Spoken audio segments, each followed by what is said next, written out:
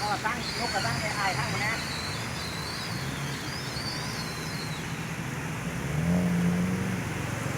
เขากระตั้งไปทั้งไม่เปลี่ยนโต๊ะกระตั้งไปทั้งทั้งคนเขากระตั้งไปทั้งพวกมันดิบปลาเนี่ยหมูยุบไปกระตั้งปลาได้หลายบ่โยนมาบักลามาพี่ถือมาพี่เร็วเร็วเร็วเร็วเร็ว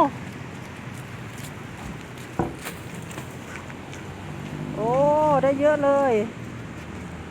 ปลาคอใหญ่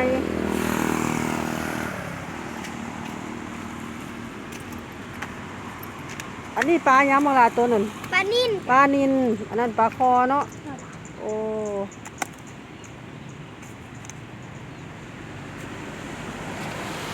ไอ้ยังอันกลางยังฮะกลางวานแหดิก็วานแห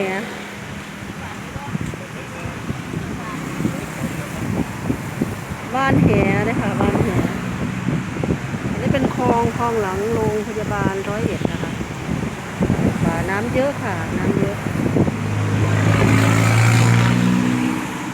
มันได้ปลาเยอะเลยอันปลานี่1ค่ะ1แกงต้มปนแล้วบ้าง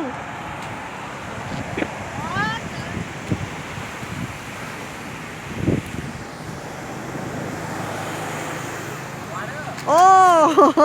หัวเด้อ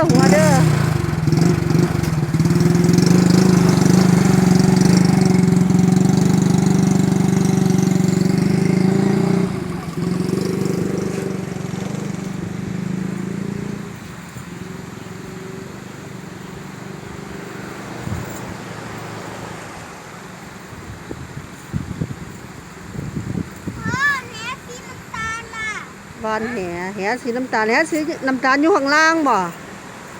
แห2 อันบ่ มันบ่หายดอกแหบ่หายดอก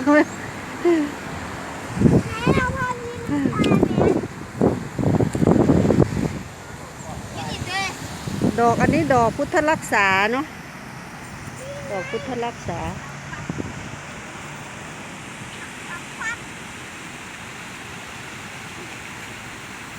กันเด้แหสีน้ำตาลมีแหหางแหทีจ้ะปลานิ่นได้หลายก็ปลาคอปลานิ่นหลายกว่าปลาคอเอาไปขายบ่ลูกหรือไปกินทั้งกินทั้งขายเนาะได้หลายกับขายเนาะหอยบ่เอาบ่หอยเอาทิมหอยเราก็ปล่อยไปนะคะปล่อยไป